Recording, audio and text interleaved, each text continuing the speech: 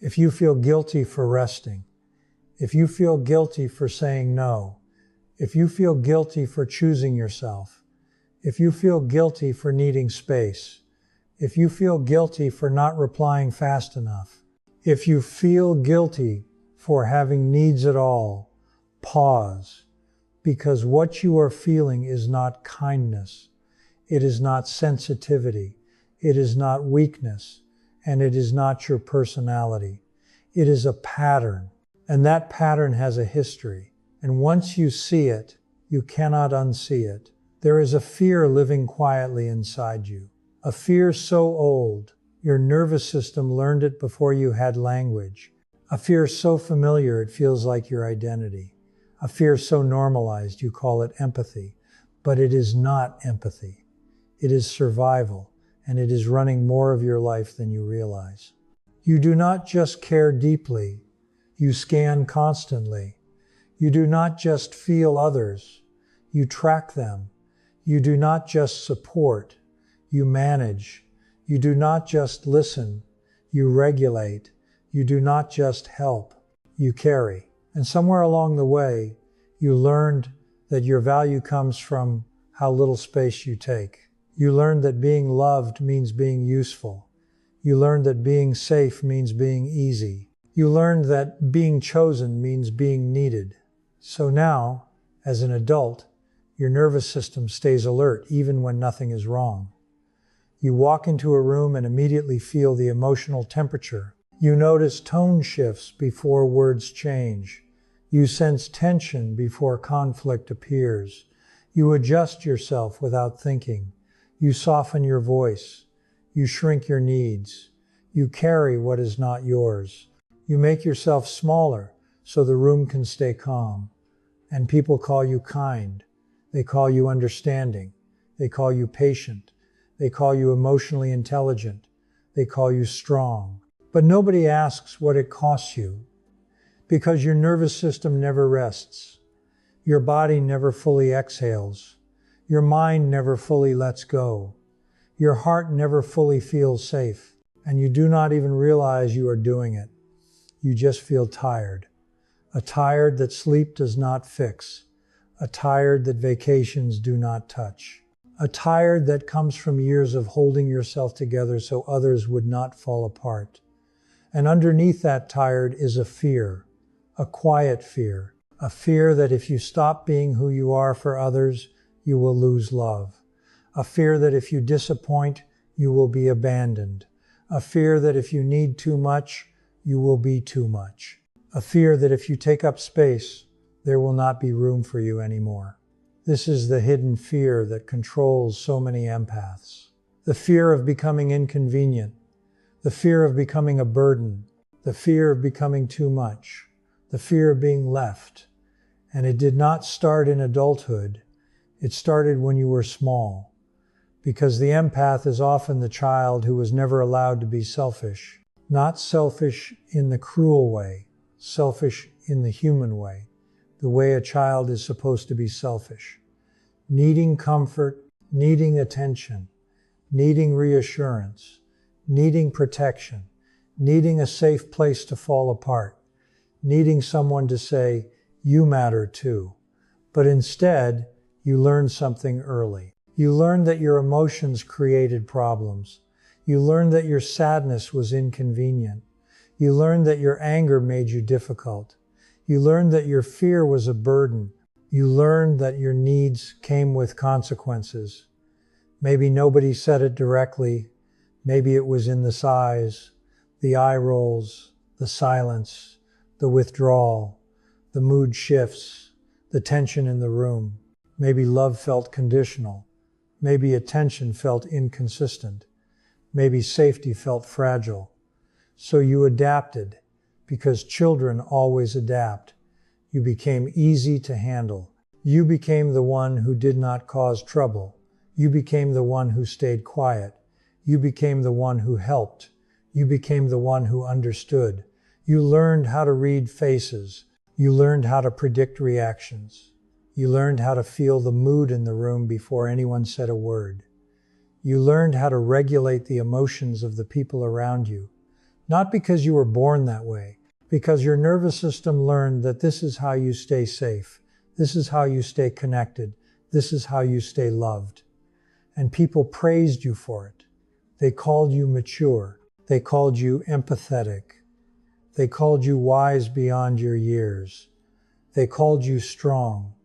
But what they were really praising was your self-abandonment. They were praising your ability to disappear emotionally so others could feel comfortable. They were praising your ability to carry what was never meant for a child to carry. They were praising your ability to be smaller than your pain. And nobody asked what it cost you, because the cost was you. You learned to earn love by being good for other people. You learned to earn closeness by being useful. You learned to earn safety by being small. So now, as an adult, your nervous system still believes the same rules apply. You confuse love with anxiety. You confuse connection with tension. You confuse being chosen with being needed. You feel most valuable when someone relies on you. You feel most secure when someone is dependent on you. You feel most loved when someone cannot cope without you. And you do not even realize it is happening. You just feel the pull to fix, the pull to help, the pull to rescue, the pull to hold it all together, even when it is draining you, even when it is exhausting you, even when it is costing you your peace, even when it is costing you your health, even when it is costing you your joy. And if you try to stop, your body reacts, your chest tightens, your stomach knots, your mind races, your heart feels heavy, guilt rises, fear rises, shame rises. Because your nervous system does not experience boundaries as safety, it experiences boundaries as danger. To your nervous system, saying no feels like rejection. Rest feels like abandonment. Choosing yourself feels like betrayal. Disappointing others feels like loss. So your body pulls you back into the old role. Be good. Be helpful. Be easy. Be needed. Because somewhere deep inside, your nervous system still believes, if I am not useful, I will not be loved. If I am not easy, I will not be safe. If I am not needed, I will be alone. This is not a personality trait. It is a survival strategy. It is a nervous system pattern.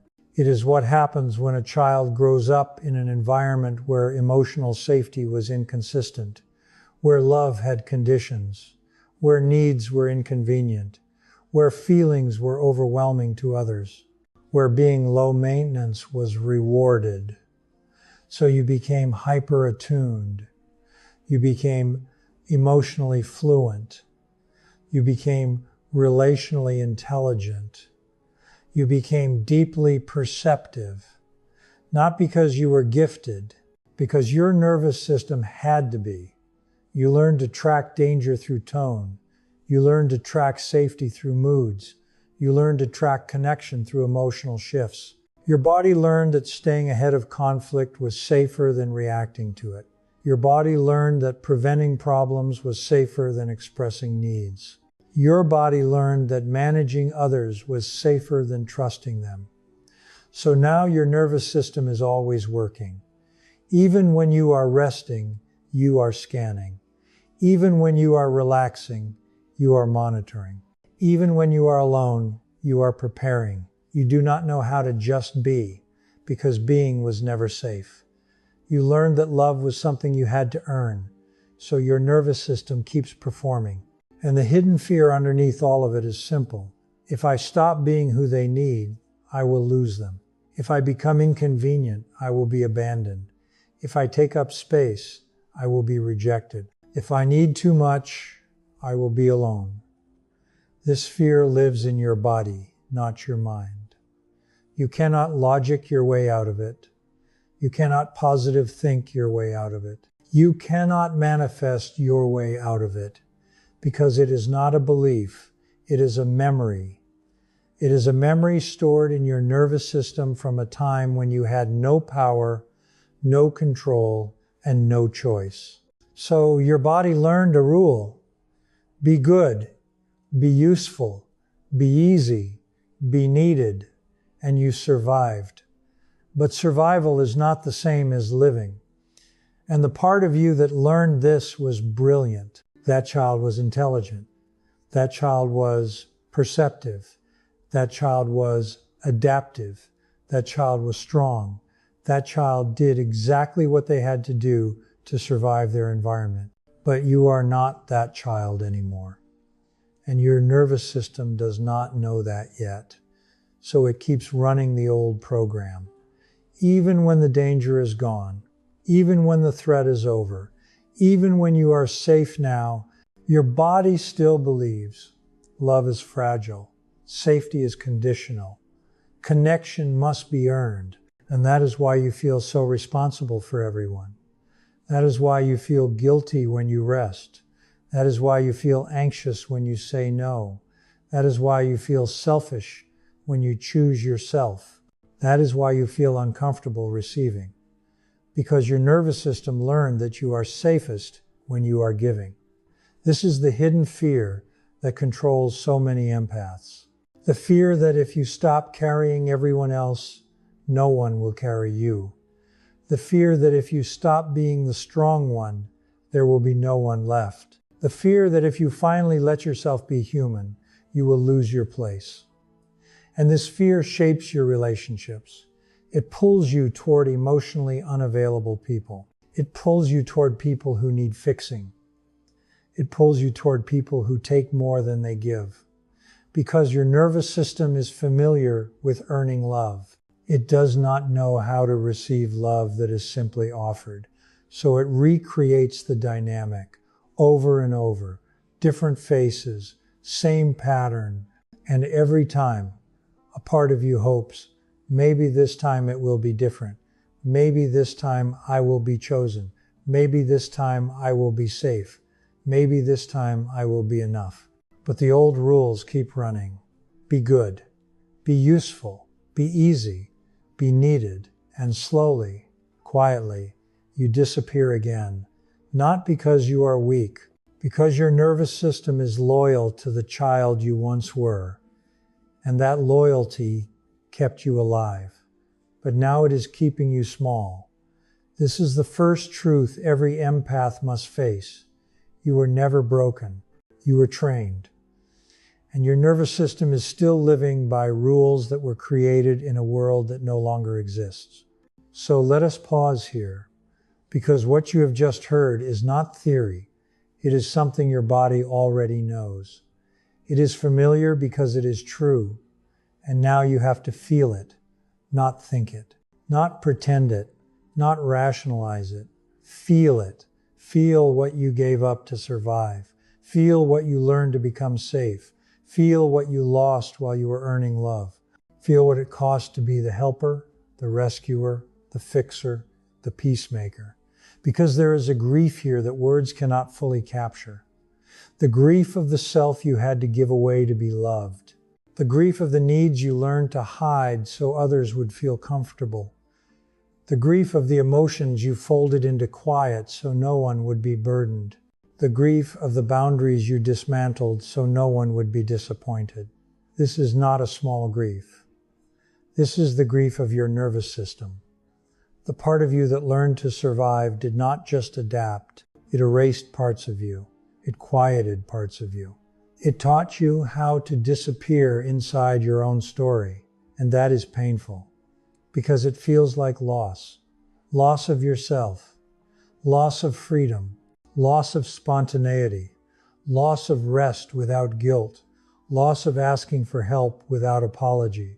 Loss of saying no without fear. Loss of being seen just for who you are, not just for what you give. That is what you have been carrying. Not just other people's feelings, but decades of disregarded parts of yourself. And the first step in reclaiming your life is recognizing this, not just intellectually, not just conceptually, but in your body. Because your nervous system holds the memory of all of this. Your shoulders are tense because your body learned to brace for emotional storms. Your breath is shallow because your system learned that deep breathing felt unsafe. Your heart is tight because vulnerability was linked to threat. Your thoughts rush because your system is always scanning for danger. This is not weakness. This is survival memory. Your nervous system is still protecting the little one inside you who learned the hard way that emotional needs came with cost. You survived. You did. But survival was never the same as thriving. Now let us bring that into focus. Let us be honest. When you say no, your body reacts. When you rest, your mind protests. When you choose yourself, your system shouts fear. This is not moral failure. This is nervous system patterning. Your safety strategies became your default. Your survival mechanisms became your identity. You started to believe, I am the helper. I am the fixer. I am the one who holds everything together. I am the person who never asks for too much. I am the person who makes others comfortable. But the truth beneath that is, you became all of that because it felt safer than being yourself. Not because you wanted to, not because you chose to, not because that was your true nature, but because your nervous system learned how to keep you alive. And now, decades later, your body still believes those rules are necessary, even when the threat is gone, even when you are safe, even when you are cared for. This is why your empathy does not feel light. This is why it feels heavy. This is why it feels like responsibility. This is why it feels like quiet obligation. This is why you feel tension in your chest, even when no one is upset. This is why your breath catches when you imagine setting a boundary. This is why saying no feels like walking into danger. Your nervous system does not know how to respond to a healthy boundary. It only knows the old rules. And those rules are keep people calm, keep people comfortable, keep people happy, keep people close, keep people from leaving. Even if that means sacrificing yourself, even if that means dissolving your presence, even if that means shrinking your needs, even if that means hiding your pain. This is not compassion. This is training. This is adaptation. This is an internalized survival strategy. And right now, you need to mourn that, not to make yourself more fragile, but to honor what you have carried for so long. Because grief is not weakness. Grief is acknowledgement. Grief is honesty. Grief is the first step toward healing. And you have been healing already. Just by reading these words, just by recognizing this inside yourself, just by allowing yourself to feel it. That is courage. That is awareness. That is the beginning of your nervous system learning something new. Because your nervous system changes not through thinking, but through experience. So as you feel the grief of what you lost to survive, also feel this. You are not weak. You are not broken. You are adaptive. You are intelligent. You are resourceful. You are responsive. You are caring. And you survived environments that did not teach you how to take care of yourself. But now you are here. Now you are listening. Now you are aware. And that awareness is the first opening in your nervous system. The first space where something new can grow. The first moment where your body can start learning safety instead of threat. Because healing is not about abandoning your past. It is about recognizing its logic. It is about understanding why your nervous system chose those strategies. It is about honoring the survival mechanisms that protected you. And then slowly, gently, teaching your nervous system something new, a new rule, a healthier rule. A rule that says, I can belong without disappearing. I can be valued without performing. I can have needs without fear. I can rest without guilt. I can say no without loss. I can receive care without shame. These are not just ideas. These are nervous system experiences. And you can teach your nervous system to experience them, not through force, but through consistent repetition, not through willpower, but through experience, not through perfection, but through small, sustainable practice. That is where empowerment grows. Not from being told you are strong, but from knowing your strength was never the problem. Your survival strategy was just out of date. Your nervous system learned to protect you. Now it just needs to learn how to let you live. And that begins with permission. Permission to feel, permission to rest, permission to receive, permission to say no, permission to choose yourself without guilt. Because you do not need to earn love anymore. You just need to allow yourself to be seen. And that is not weakness, that is growth, that is reclamation, and that is the path forward. There comes a moment in every empath's life when the old rules start to break, not because something dramatic happens, not because everything falls apart, but because something inside finally gets tired of carrying, tired of holding, tired of disappearing, tired of pretending it does not hurt. And that moment is quiet. It does not look powerful. It does not feel confident. It does not sound strong. It feels like a soft question rising inside you. Is this really how I want to live? Is this what love is supposed to feel like? Is this who I actually am? And when that question appears, your nervous system gets confused because your identity has been built around survival, around being the one who holds everything together, around being the one who never asks, around being the one who never takes too much, around being the one who never leaves. So when you start wanting more, your body reacts.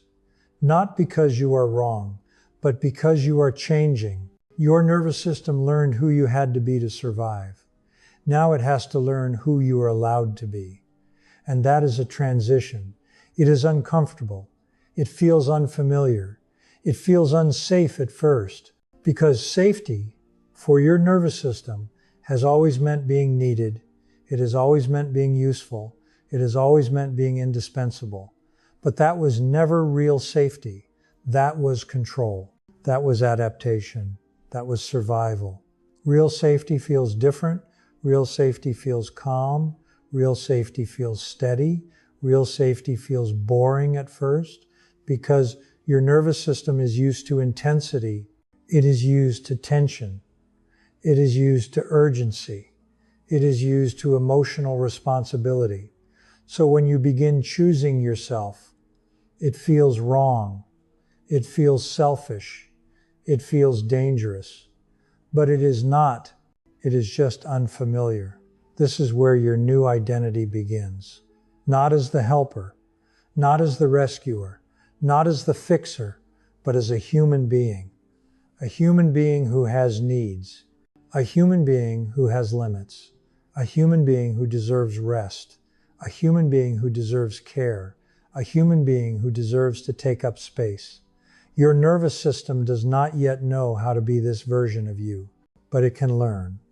It learns through repetition. It learns through experience. It learns through safety. Every time you say no and nothing bad happens, every time you rest and the world does not collapse, every time you choose yourself and you are still loved, every time you disappoint someone and survive it, your nervous system updates, slowly, gently. It starts to realize that love does not disappear when you stop performing. It starts to realize that connection does not vanish when you have boundaries. It starts to realize that you are allowed to exist without earning your place. This is how your identity shifts. Not through motivation, not through discipline, but through lived experience. Through your body learning something new, that you are safe now, that you are allowed now, that you are enough now. And the part of you that learned to survive deserves compassion because it kept you alive. It carried you through emotional uncertainty. It protected you when you were small. It made sure you belonged. It made sure you were loved. But now it can rest. It does not need to run your life anymore. You are not in that environment now. You are not that child now. You have more choice. You have more power. You have more voice. You have more safety. And you get to rewrite the rules. The new rules sound like this. I do not have to earn love. I do not have to prove my worth. I do not have to carry everyone. I do not have to disappear to belong. I do not have to stay small to stay safe. I am allowed to take up space. I am allowed to rest. I am allowed to say no. I am allowed to need. I am allowed to receive. This is not arrogance. This is not selfishness. This is not entitlement. This is self-restoration. This is nervous system healing. This is identity reclamation. And it does not mean you stop being empathetic. It means your empathy finally includes you. It means your compassion becomes balanced. It means your care becomes sustainable. It means your kindness stops costing you your life, because real empathy does not erase you. Real empathy does not require self-abandonment. Real empathy does not demand your exhaustion. Real empathy includes your well-being. You were never meant to carry everyone alone. You were never meant to be the emotional container for the world. You were never meant to be responsible for everyone's feelings. You were meant to live. You were meant to feel joy. You were meant to feel peace. You were meant to feel safe in your own body. And that is your birthright. Not something you have to earn, not something you have to prove, not something you have to deserve, just something you are allowed to claim. And maybe for the first time in your life, you are realizing, I am not broken. I was trained. I am not weak. I adapted. I am not too sensitive. I am perceptive. I am not needy. I am human. I am not selfish. I am learning to exist. And that realization changes everything. Because now your story shifts from survival to choice, from fear to agency, from obligation to freedom, from self-abandonment to self-respect. You get to choose who you are now, not who you had to be. You get to choose how you love, not how you survived. You get to choose what you carry, not what you inherited. And you get to choose yourself without guilt, without shame, without fear, because you were never broken. You were trained. And now you are finally allowed to be free. There is another layer to this pattern that most empaths never question, not because they are unaware, but because it feels like fate. It feels like chemistry. It feels like love. You notice that you are often drawn to people who need you, people who are struggling, people who are emotionally unavailable, people who are overwhelmed, people who are wounded, people who are chaotic, people who are lost. And you tell yourself that it is because you care, that you are compassionate, that you are understanding. But your nervous system is not looking for love. It is looking for familiarity. It is looking for the emotional environment it learned in. It is looking for the role it knows how to play, the role where you are needed, the role where you are indispensable, the role where your worth is clear.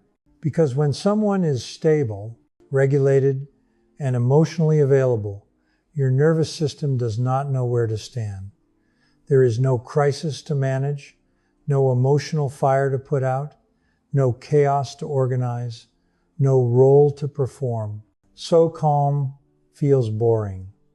Consistency feels unfamiliar. Safety feels strange.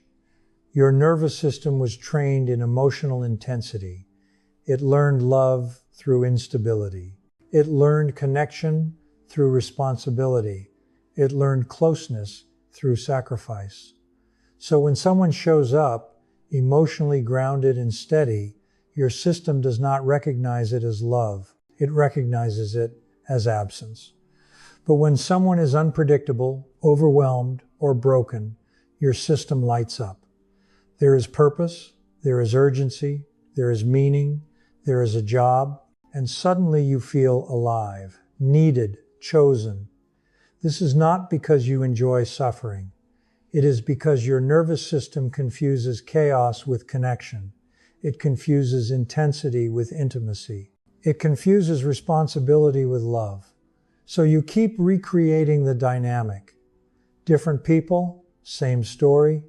You give, they take. You carry, they lean. You disappear, they stay comfortable. And when you finally reach your limit, your body collapses. Burnout, exhaustion, resentment, emptiness. And then you blame yourself. Why do I always attract this? Why do I always give too much? Why do I keep ending up here? Because your nervous system is loyal to your past.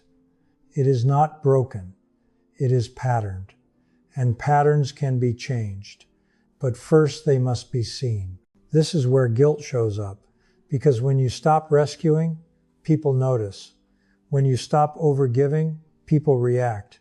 When you stop caring, people feel uncomfortable. And your nervous system reads their discomfort as danger. So guilt floods your body, not because you did something wrong, but because your system learned that disappointing others leads to emotional threat. Guilt is not morality. Guilt is memory. It is your body remembering what it once cost to say no. So when guilt arises, it is not a sign to go back. It is a sign that you are changing. It is a sign that your nervous system is learning new rules. It is a sign that you are breaking a generational pattern. And that takes courage, because you are not just choosing yourself. You are unlearning an identity. You are rewriting a role. You are stepping out of a story that kept you safe once. But safety that costs your life is not safety. It is containment. And you were never meant to live in a cage built from kindness. At some point, you will realize something quietly revolutionary. You do not need permission anymore. You do not need approval. You do not need validation. You do not need to justify your boundaries. You do not need to explain your needs. You do not need to earn your right to exist. Your body is allowed. Your emotions are allowed. Your limits are allowed. Your rest is allowed.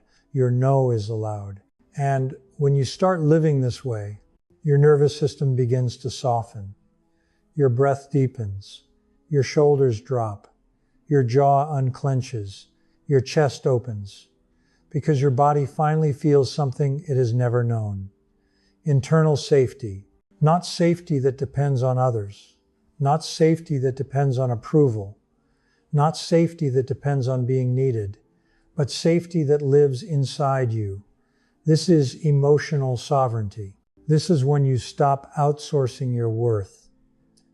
This is when you stop negotiating your existence. This is when you stop proving your value. This is when you stop explaining yourself into exhaustion. You begin to trust your body.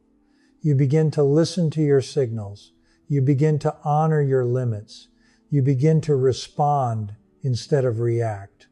And slowly, your nervous system learns, I am safe inside myself. I do not need to perform to belong.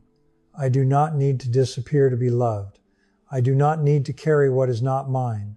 I can stand in my truth and remain connected.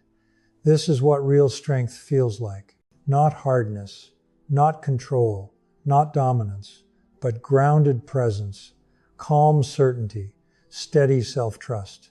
And when you become emotionally sovereign, your relationships change. You stop chasing. You stop rescuing.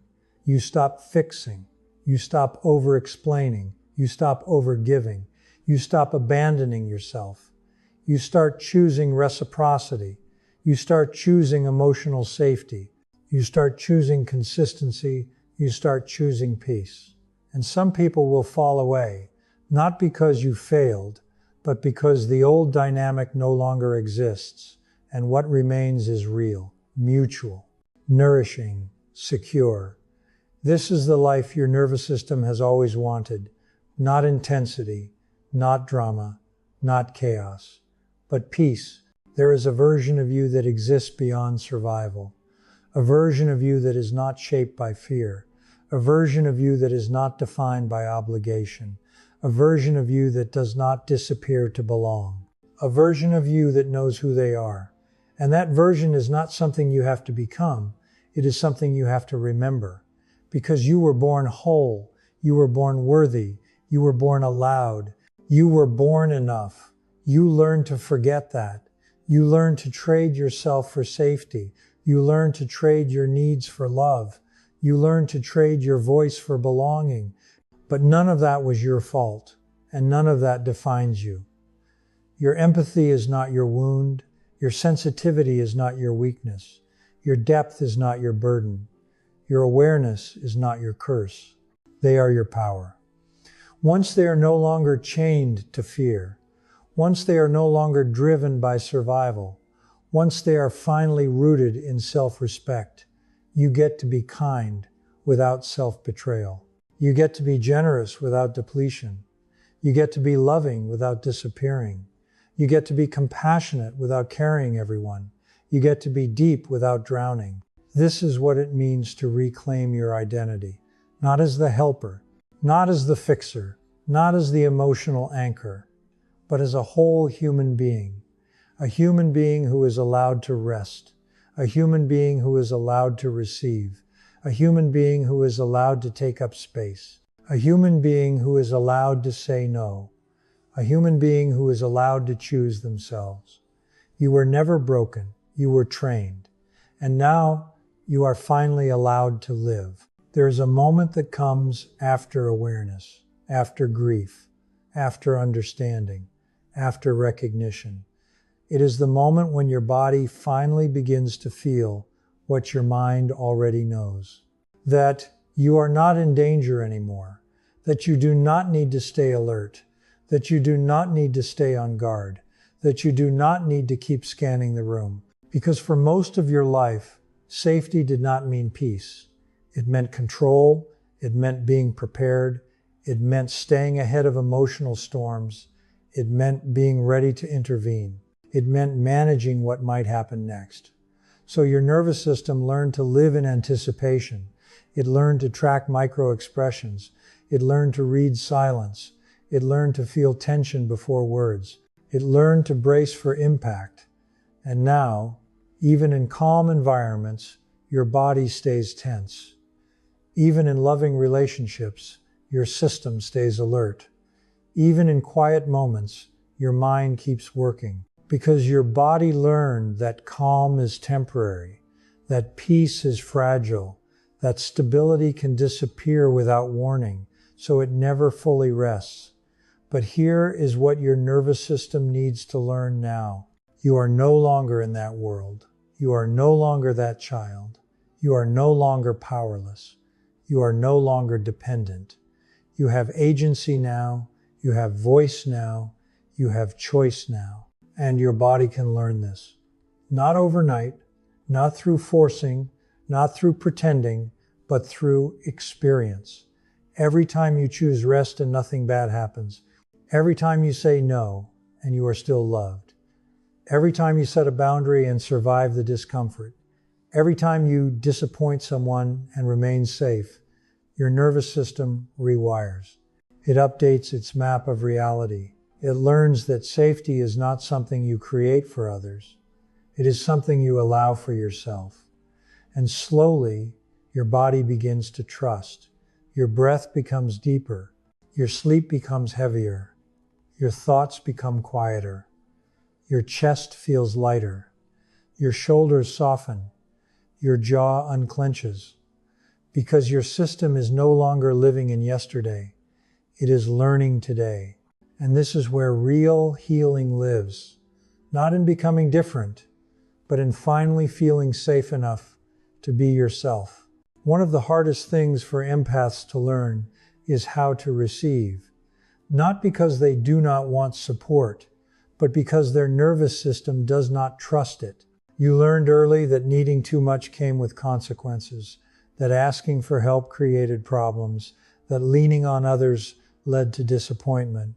So you became the strong one, the capable one, the self-sufficient one, the one who does not need much, the one who handles things. But strength is not isolation. Independence is not self-abandonment. And resilience does not mean carrying everything alone.